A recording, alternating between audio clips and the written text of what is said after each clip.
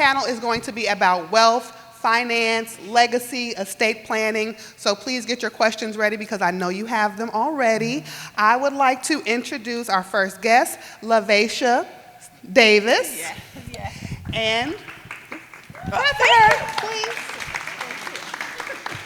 And Mr. Storm LeRoy. Yeah.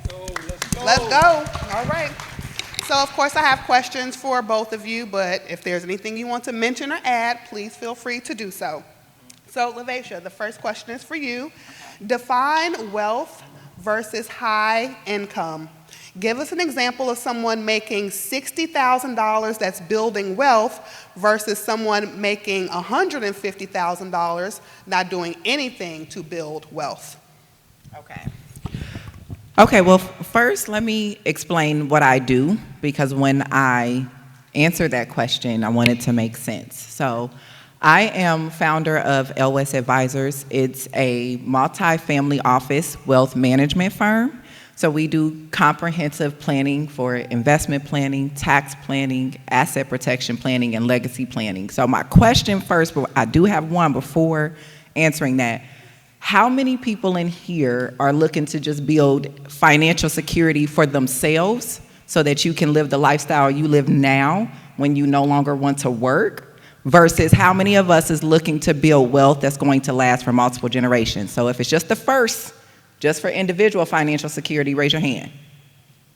Okay, nothing wrong with it, it's okay. Like, please, I need to know. And looking to build financial security for multiple generations. Okay, now that means I'm gonna give y'all, now listen, you got outnumbered for individual financial, so that the answer to that question is different based on your path. That's number one. The second part, when I say multifamily office and when it says define wealth versus high income, I know everyone in here is in pursuit for information to build a real estate portfolio. But it's important to understand that you're not in the real estate business. You're in the wealth business. Once you start to see your wealth as a business, real estate is just one leg of your overall portfolio. The true business is your last name. Once you start to structure your family like a business, and you pursue everything as such, the difference between wealth and high income is simple. Income is just what you take home and is measured by what you take home. Wealth is measured by what you have in abundance, and that's whatever you define wealth to be. If it's capital, if it's real estate, if it's health, if it's family, whatever you define that to be, the abundance of that is the definition of wealth. Can we agree on that? Okay, great. Now, when we're talking about someone earning $60K versus $150K, I am never one to give information, advice, or insight without context. I have no idea if either one of them are pursuing individual financial security or if they're pursuing multi-generational wealth. That's a big difference. But at the end of the day, if one is building more than the other, it's actually very simple. If you're going on a road trip, do you pull out the GPS before you leave or once you've already started? The difference between $60K and $150K typically is because there's only 4 mental states you're going to make your financial decisions. The first one is survival. If you're just living paycheck to paycheck, you don't care about legacy. The second part is status, where now when you start making a little bit of money, you want to show it, you want to showcase it. The third level is freedom, where now I no longer need to showcase and I'm not living paycheck to paycheck, but I can take care of myself. And the fourth level is purpose, where now I actually want what I achieve in my lifetime to impact the next generation and give them a boost up.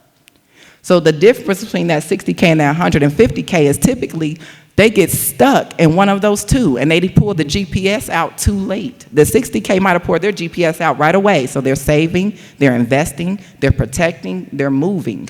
$150K might be stuck in that status mode. Now you're in the dead zone, you ain't got no service to get up out of there. There's usually what happens while one is building more wealth than other. But until we know what we're building towards, I don't know what either one of them are doing. Is this one? Okay. But I do have a quick question, maybe it's a clarifier. I don't have any children. I don't plan to have any children. Can someone like me still build multi-generational wealth? Absolutely. If it's not for your offspring, the next generation, you get to decide who takes that position. You may have an organization or a charity of your choice that you are connected to. Your alma mater, if you went to a HBCU, they could benefit from your financial gain that you accumulated in your lifetime but don't have anybody to give it to. There's always some way for your name to make an impact. It just depends on what impact you want that to be. Very good. Bring that. That would be for my nieces and nephews. Them But I too. appreciate Them that. too. Go ahead and be the rich auntie. Okay, Come on, rich auntie. Yeah.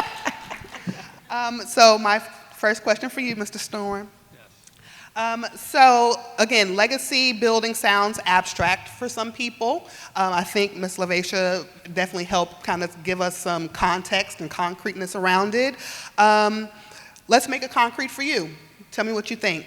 For a 35-year-old woman with a $100,000 net worth, what does her 20-year legacy plan look like? If you have any specific milestones or strategies, that would be great.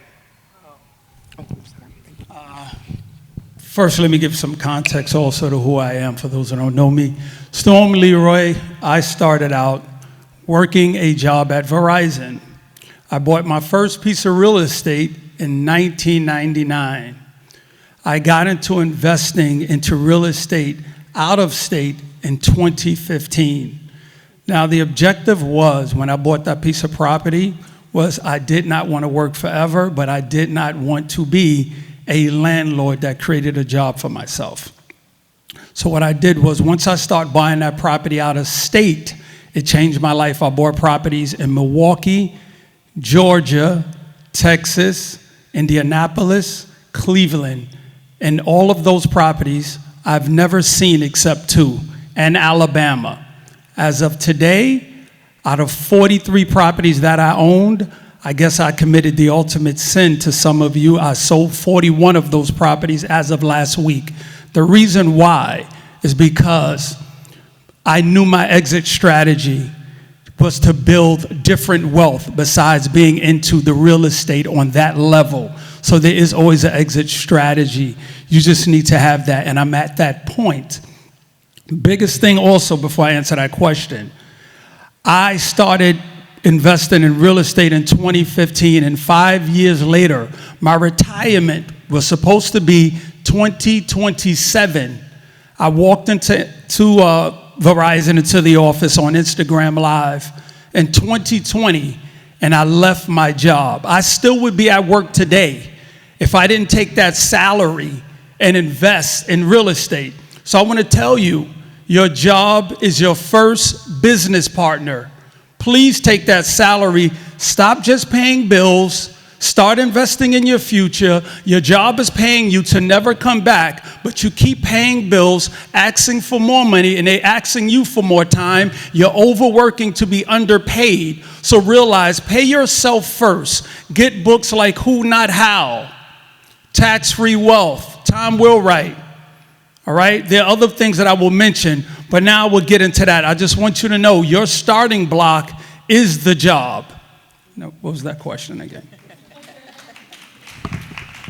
The question was, for a 35-year-old woman with a Yeah. $100,000 net worth, Yeah. what does her 20-year legacy plan look like? Wow. If you have specific milestones or strategies? Wow, that's, like she mentioned, that's kind of hard to gauge an individual, right? But what I want to tell you is, have a plan. I knew I did not want to be on somebody else's time clock. They had a plan for me to stay there till 2027. They were telling me, you don't have a plan, we created one for you. So I need you to create your plan, take your salary, see where you can go with that salary to start to invest. And I also want to be a realist. What I done back then by buying properties for $20,000, $40,000, I didn't have to rehab. They were tenant occupied. They were government funded programs. Most of my 43 properties were government programs. You're not able to do that now. You're not buying those properties for $20,000 and $40,000. Properties I've bought at that number, I've sold them for $100,000. $200,000. People cannot afford the real estate the level it's at. Don't expect it to go down. The interest rates are not coming down because the ultimate game is to remove you out of real estate. BlackRock, Vanguard, State Street, LLC, they're buying it because they understand how we built wealth for our family. They understand that in 2030, 8.9 million jobs will be gone. These people will need housing and a subsidy program to house them. This is why BlackRock and Vanguard are buying houses. They're not buying them to be landlords to people like us. They see the wave of unemployment coming. So I want you to start saying to yourself, if they're going to make 20 billion, how can I make 1%? You start thinking about programs. You do not consider your tenant to be the main source of your income. Because I witnessed what happened with COVID, people lost jobs. That was the example to show me I can't afford to stay in this real estate space expecting tenants to pay me. You're about to run into COVID that will never end. So make sure you say to yourself, if jobs are going to be gone, factory workers, Uber drivers, delivery people, people who are cashiers, pharmacy workers, if these are your tenants, they will eventually lose their job. We get infatuated with the fact that we have income coming in, not realizing you're relying on somebody else with a job to pay you. I don't want nobody to have to pay me no more. The biggest thing you could ever learn is to free yourself from somebody from paying you. That's a job and a tenant. So if you are in real estate, which I don't promote you to not be in it, what I'm promoting you is consider programs, and then I'm also promoting to you, to advise you, find a way out of the game entirely and move to another level of real estate. Multis, 11, 12, 20, 30. Hotels out of the country. I have properties now. I'll be right with you. I have properties now where I've built me a house in Thailand. I have real estate in Thailand. I have a development in Dominican Republic. I'm going over to Bali. You know why? Because I realize American real estate, as much as we love it, we are late to the game. So I want you to extract as much money as you can from it and realize you must now go where the wealth is going. I invest a lot of money into digital currency, crypto, Bitcoin, all the things that they're telling you is bad. They just invested billions of dollars because they don't want you in the game. So draw out your plan. Put up a whiteboard. Don't just write it on paper. Put up a whiteboard so you can look at it every day and make sure you create a do list, not a to-do list. A to-do list means you're going to look for the easiest thing to do and you're going to do it. Do the hardest thing on your list. But if you sit around and you listen to people who are going to continuously tell you, well, you know what, I'm thinking about doing this, maybe I should do that, you're listening to the wrong people. You're in a room now with people that's about activation. It's never about the information we're giving you, because the information we're giving you is great. The problem is we're not nurturing your mind and your heart to convince you you can do what you're hearing. A lot of you don't believe it. You're into these conferences, these meetings over and over again, and I'm seeing the same faces. I travel the world, and I'm telling you, I'm tired of seeing the same people, because that means you didn't do anything with the last thing that we gave you. So now you're here now, I know. We're touching your mind, we're touching your heart, and we're letting you know it's now, because there isn't a tomorrow anymore. Well, okay. Mr. LeRoy wanted to preach today. Thank you kindly on this wonderful Sunday. I appreciate that. Yeah. Yes. Where's the collection plate? Okay. Listen, I want to add to that about a 20-year legacy plan and what it really is encompassing. So what you mentioned a few things in there. One is the exit strategy. The second part is diversifying your investments. And the third part is about creating a plan. What this all means, guys, is that when I say you're in the wealth business, this is a business that needs full-time attention. It's not something that can just fall by the wayside. You don't get to just create this plan and never put your eyes on it again. So even in 20 years, you can design a 20-year plan, but understand things are going to challenge that plan. Economic changes, political administration changes, and how do you pivot? So that full-time attention to your business, if you can't do it, you have to outsource it. It's imperative. You can't just ignore it. It's not a fee that you just get to give up and not pay, because what do wealthy individuals do? It's on call for them. Zena loves this. This is her favorite part of mine. Their wealth is being managed full time. So this is a phone call. Adjustments, pivots, changes, sales, deals, tax strategies. It's a phone call. It's not an in search of. They're not going to conferences. They're not doing any of that. It's already lined up and in place, and they already have their wealth team built. So if you're in the business of wealth, you need to build your wealth team as well.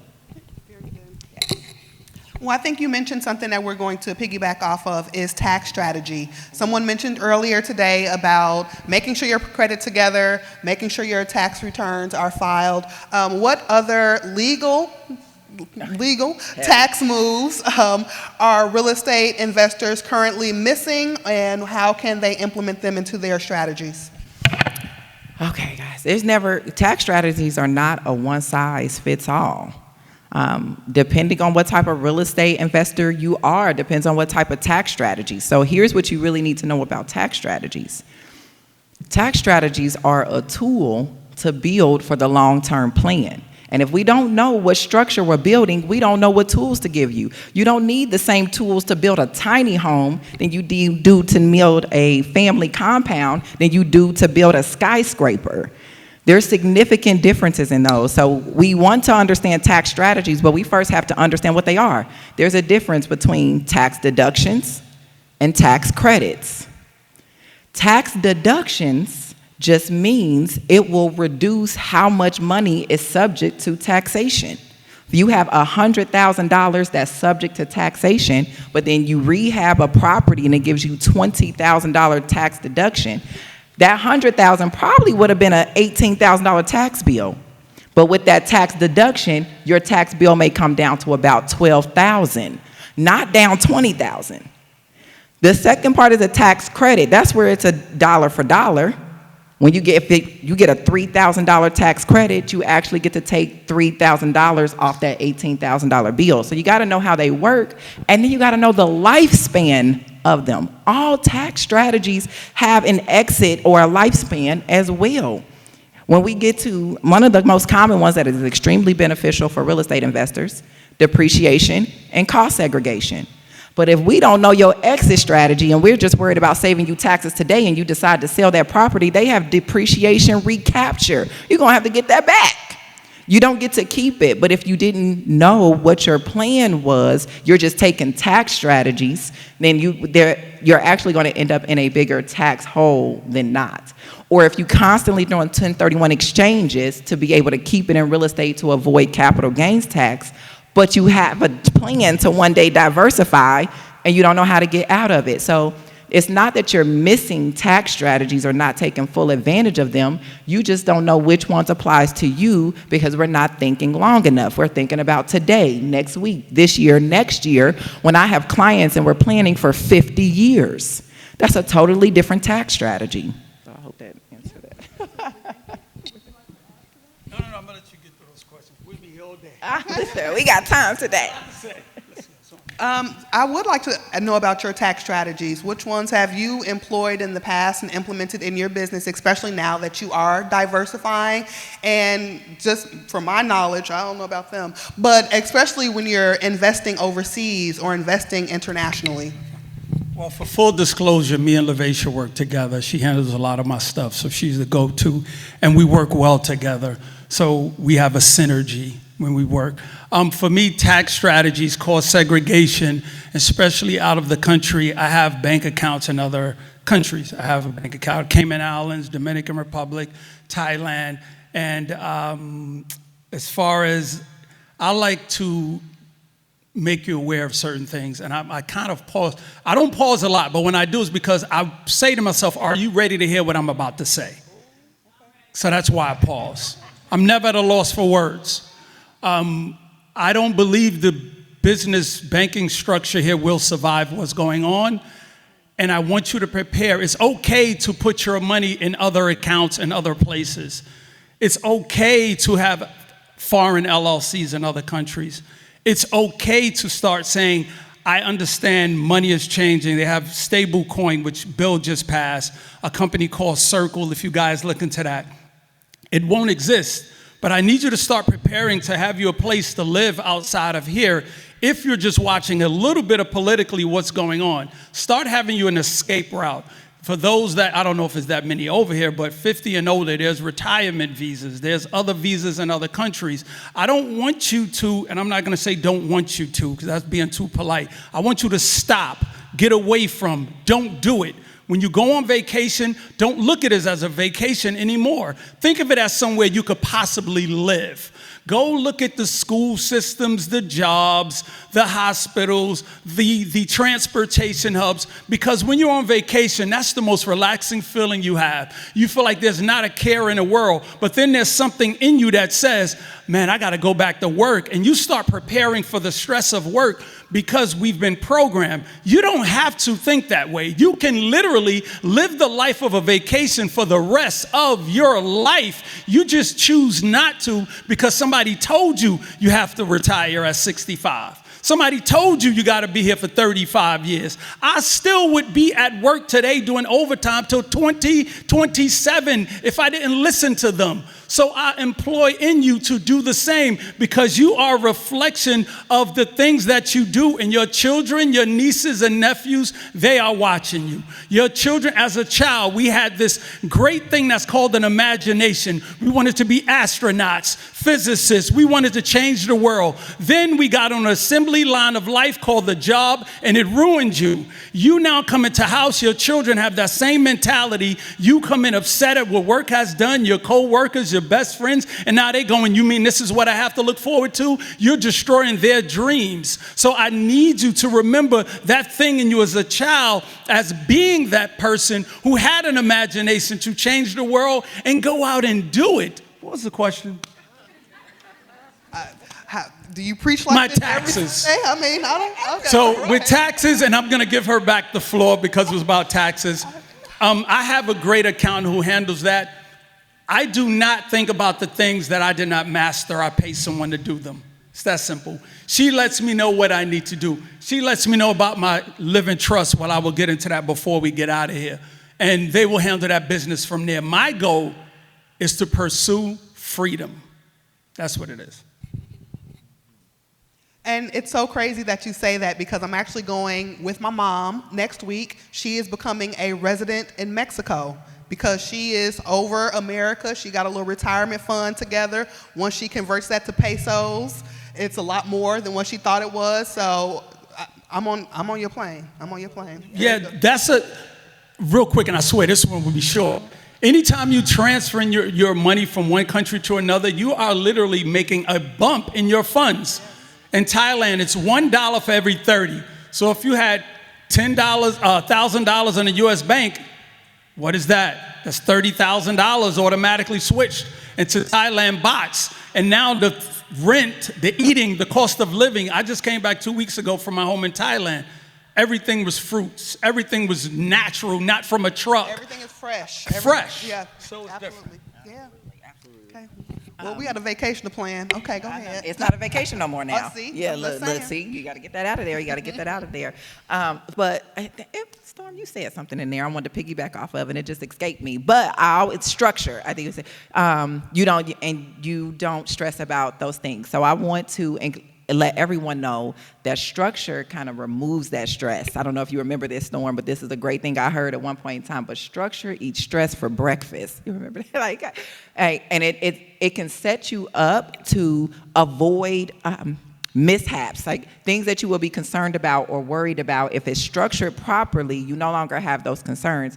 At some point in time, your structure will eat up your taxation. At sometimes your structure will produce the right type of protection. Your structure will produce investment opportunities because you have to come to a cap table or a capitalization table properly structured to explore your investment opportunities. Real estate is just one asset class, guys.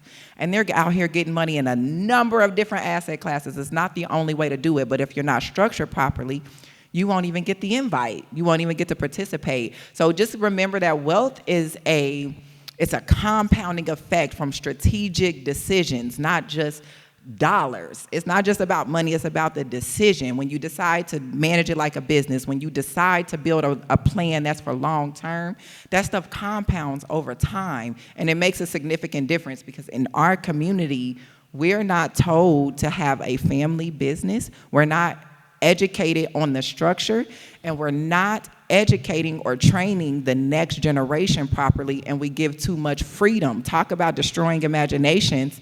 We let them do whatever they want. What would you like? Whatever you want to do. Like, no disrespect to those who do that, but if you don't lead the next generation with intention, that's why the second generation typically destroys any wealth that you even created. You can choose whatever you want from this list, from what we need. We're how many of y'all first generation entrepreneurs in here? How many of y'all got attorneys in y'all family?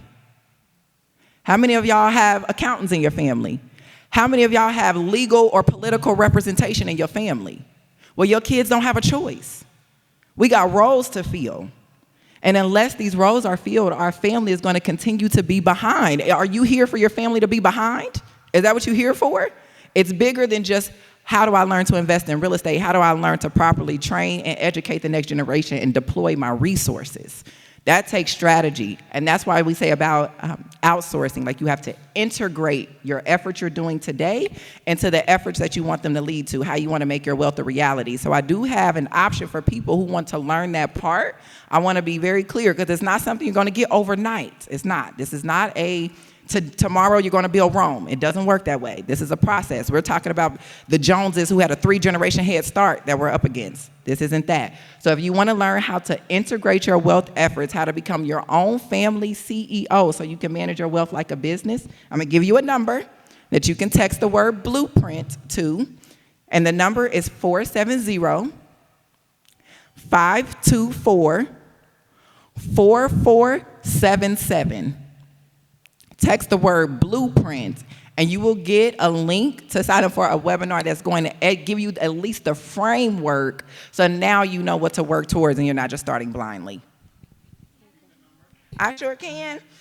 I wish I could do it like Mike Jones, but it don't rhyme like that.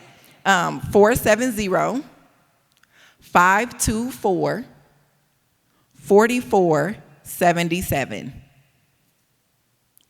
Got it? Everybody got that? And I'll say it again before it's over with, just in case. Yes. You have anything to say? That's it, all the questions? No, I'm just asking. Oh, no, I'll let you go with the questions. I don't want to leave anything out. Well, when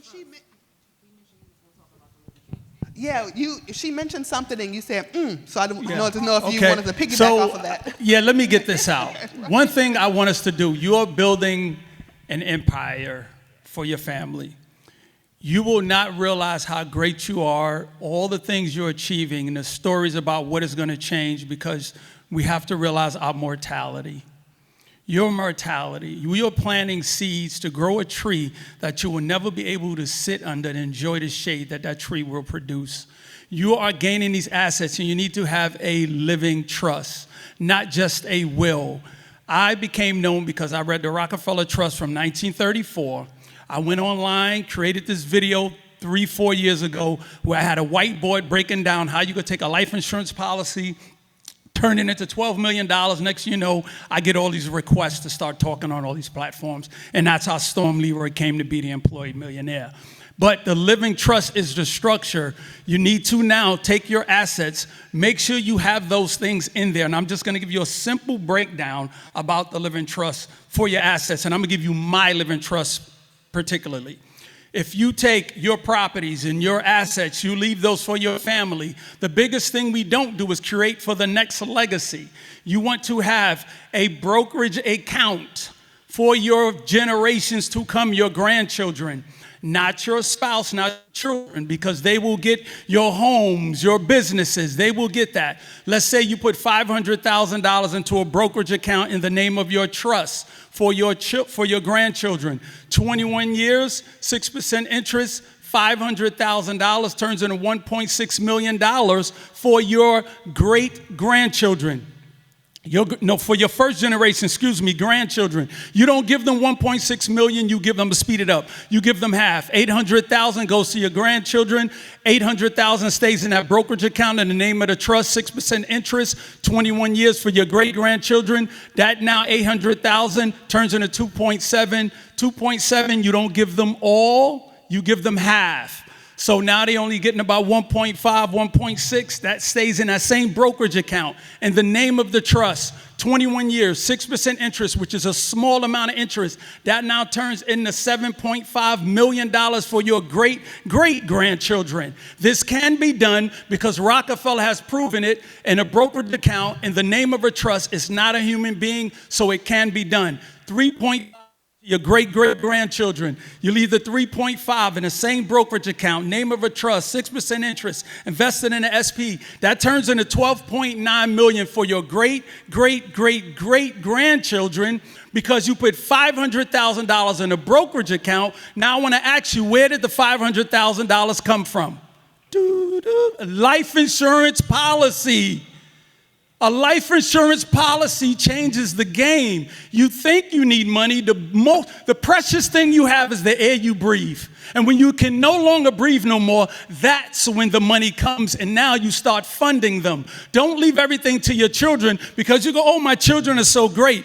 Yeah, but when they become adults, they get their own identity. That's when you see who they really are. So take the time to create the paperwork. You are a walking business. When you sign a mortgage, it's paperwork, you signing. When you get a finance, it's signing. But we do not create the paperwork. We have the right intent, but we don't get the paperwork together. So look into a living trust, have your life insurance policies, brokerage accounts, also crypto accounts, also your online accounts, your online banking, your social media. Start thinking different. Watch news, and I swear I'm going to give you the mic and I'm done. Start watching news that involves finances, CNBC, CNC International, Al Jazeera, those kind of news. Your local news only tells you how not to invest. The local news told you about Ray Ray and Pookie who was shooting down the block while Dwayne Reed Starbucks was buying everything, but you kept going, I'm not buying nothing. That's what the local news did for you.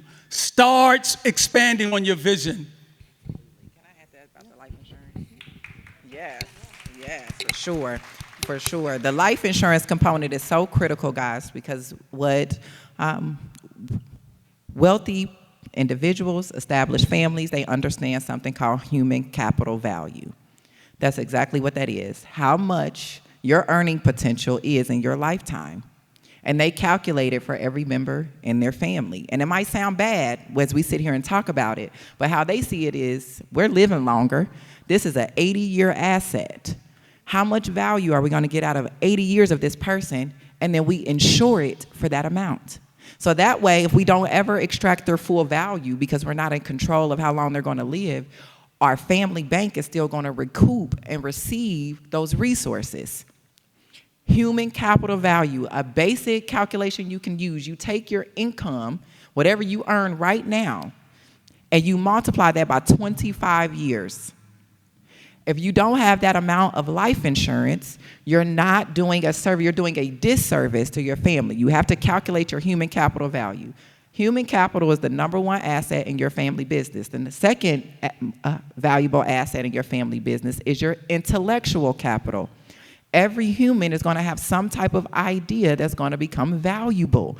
It's your job to document and record and keep and enhance and teach. Wealth is not an easy feat, guys. It's work. It's a job. It's complex. They made it that way for a reason and kept us out of it, but it doesn't have to be. Intellectual capital is the second valuable resource. The third most valuable resource is then what we've created now even more is the social capital. Like, is your kids taking over this social media? That's okay. That's social capital that's going to be valuable to your organization one day. And the last piece that is a result of all of that is the financial capital. So don't get so caught up in the money. Understand your human capital value in your business. If you're a family of 4, multiply that. Let me tell you what else you want to multiply for your family. If an individual that averages about $75,000 a year, they're probably paying about $10,000 to $12,000 a year in taxes. Multiply that same number by 25 years, and then multiply that by 4. That's how much the government is going to get from your household. That's your wealth potential that you've essentially just handed over because we're not practicing family business. When you start to incorporate your family, here's what we do. We spread income around. We spread income around to lower tax brackets. They don't actually have to put it in their pocket. It can go in that brokerage account that's going to multiply. The 12-year-old that we're paying, that we have on payroll, don't need the money, but we're going to get the tax deduction because it's taxed less at their income rate, and we're going to keep it. We're going to reinvest it. Now, where do these investments go? You have to have insight of what your investment opportunities even are to multiply. Like, where you get that information from? Where do y'all get y'all investment information from? Be honest. Just yell it out. They get YouTube, TikTok, Instagram. YouTube, friends. TikTok. So tell me this. Do you think the people that are making multi-millions of dollars a year and investing in it, where you think they're getting their investment information from? Yeah, exactly. The people that they pay, because they pay, exclusivity comes with something. They're not following the YouTube and TikTok tricks. That stuff is there for a reason. It's to keep you distracted. It's to keep you confused. They know that I'm not going to get in my, yeah. Listen to me. Your family is an institution. You want to invest like an institution, not like an individual. Institutions, their whole objective is to be able to produce a return for a long period of time. How you think firefighters and police officers that get pensions and stuff, how do you think that happens? Because an institution is responsible to invest the money to produce a certain rate of return that's going to pay them income for a lifetime. You can do that same thing for your family. It's no different. If you invest in a 401k, you know what a 401k is? It's a trust. It's a legal structure that's managed by a third party that's supposed to turn into income for you when you retire. Now tell me why you can't go get a legal structure that you put capital in, that's managed by a third party, that's supposed to produce income, so none of us are dependent on whatever happens in this catastrophe of an administration that we have. We're not dependent on nobody because we're self-sufficient. That's the part we're trying to get to. Storm and I are not here to baby feed anybody. I apologize, but I think we get spoon-fed this tidbit of information. We need to graduate from financial literacy and go on to financial sophistication. It's a real game being played out here, and we're being left out. And as long as we continue to allow it, we're always going to be second-class citizens. We have a real economic power in this room to take back control, because guess what we used to have control over? HVAC, electrical companies, plumbing. All these companies are now owned by baby boomers who is going to want to transfer that wealth. And you have the economic power to collaborate and go buy these companies back and get our control back. But we're just leaving it out there on the table to be taken by somebody else. This is not a game. It's not a joke. I'm really about to cry up here. Because listen, I see these people every day. I'm in these rooms every day. I'm at these tables every day. And these families, and they all got the same last name, and it's millions of dollars, and they buying everything, when each and every last one of us, if we just collaborated, we could do the same thing. There we go. Absolutely. Do you have any questions, or are we out? Yeah, what you ready? Okay. Now I'll let you ask a question. Okay, thank you. Thank you for that, honestly. One of the questions is, what's the biggest threats to wealth that successful women face? I just want to open that up to everybody. What are some threats that... The biggest threat is our story. Our story. If we don't tell our story, and this is where I get messed up too. There was somebody at the bottom of a ship that didn't sacrifice their life, that didn't jump overboard, that didn't kill themselves, that made it possible for us to be in this room right now. There was somebody who went through sitting there, piles of feces, ships rocking, watching being ripped away from their families, so we could be here with this opportunity, and what are we doing with it? We are sitting here saying, wow, I've never seen it. This is the worst it's ever been in my life.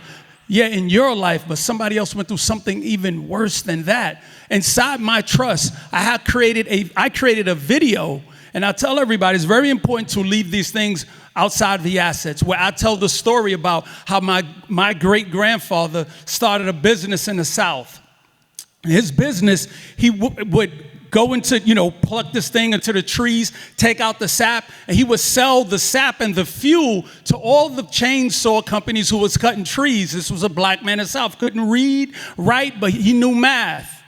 He had such a good business that the competition went and chained him in his truck, set the truck on fire, and killed my grandfather for that business. They need to know what we went through. They need to know, how did I get here? They need to know my family walked 15 miles through slavery from the plantation, had a shack in the dark of night. My great uncle told me these stories, built a shack, stayed in there, and my mother watched her uncles all try to go from the South to the East.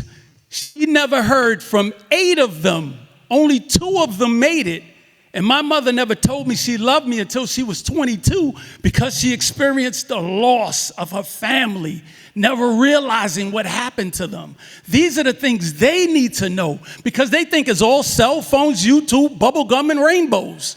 You need to tell them what somebody else went through so when you give them these assets, they understand. So the biggest thing that we lose is the art of the storytelling because we feel like it's too traumatic or they don't need to know. We need to move on. Yes, I believe social-wise with movies and the way they portray slavery to us, that needs to move on because all they show is us being slaves, being freed, and walking into nothing. We need to have the biggest stories. We came from kings, then we ended up here, but now I'm sitting here, standing here, providing you with an opportunity. But if you don't tell them that, they're going to think everybody in your generation had cell phones, had money, owned homes, and it was all good. Your story is what's important to leave besides the assets. That was beautiful. Sorry. The question was, what is the biggest threat to wealth that face successful women, but open that up to the entire floor. Okay. So there's actually no threat. How many people play chess in here? How many moves can the king make? One at a time. How many moves can the queen make? My husband is the reason why I'm sitting here today, because he sat here and he taught me that game when I was a 22-year-old wild child. I don't even know how he knew it. When I was wild, he told me, he said, here, sit down. Let me teach you a game. I didn't want to learn no game. I told you I was a wild child. So he was like, let me teach you. So this is chess. So he told me how every piece can move. For those that don't know, each piece on a chessboard can move in a limited direction. So the king, everyone can either move in a limited direction or a limited number of spots. The king can move one square at a time, one square to the left, one square to the right, one square to the front. The queen can move all over the board. She can move in whatever direction she likes. Now, depending on where you are in your mindset, that might mean a threat to you. Let me tell you where I was, because I was a wild child. Because when he said, you're going to be able to get in rooms I can't. You're going to be able to say things I can't.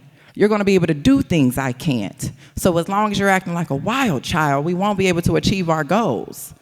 But in my mind, I said, I know he ain't trying to tell me why he should be my pimp. And then it clicked. I was like, okay, he's not. He's just trying to make me better. He's just trying to make me better. So honestly, I say that to say this, that there is no threat. You can move on the board however you like. You actually have the most powerful position in this world. Like, if I can't do it, I can bear the child who can. Like, you have the most, so that for me, there is no threat to success other than, or for a successful woman, other than the people who don't know her power. That's it, yeah. So I just wanted a time check. 5 minutes, okay. Is there anything else that you guys want to share? I feel like these questions, you guys have covered them back and front at this point. Thank you. I'd like to tell you guys something. We all run in the now, like now I'm doing this, now doing that. I want to remind you or let you know the most important move you can ever make is your next move. It's not now. Now's the shortest time span of life. I snap my fingers, now, and it's over. Now. Every now will lead you to your final now. When the doctor told our mother to push now, The next now is when your God or higher deity tells you, whispers in your ear something that only you can hear and says, you're coming home with me now. The problem with that is we don't know the time in between. But in between those nows, there's a series of next. You knew you was coming here. That was a now, you're here. What is the next move when you leave here though? What is your next position? I need you to grab a hold of your next and stop being overwhelmed with the now because it's the shortest time span. Once you focus on what that next thing you're going to do is, you're going to achieve so many great things. And I need you to take this information and share it with your family, your children. I knew somebody was going to do it to me. I knew it. It never fails. Because if you don't give them, y'all have a blessed one. I just hope I gave you enough to change your life. I'm right there with you, brother. I'm just going to say that wealth management is no longer a luxury. It's a requirement, guys. If you really want it to last, it requires full-time attention. It's no longer a luxury. We are not playing any more games. We are not our ancestors. We are not. And believe that. Thank you. Thank you so much.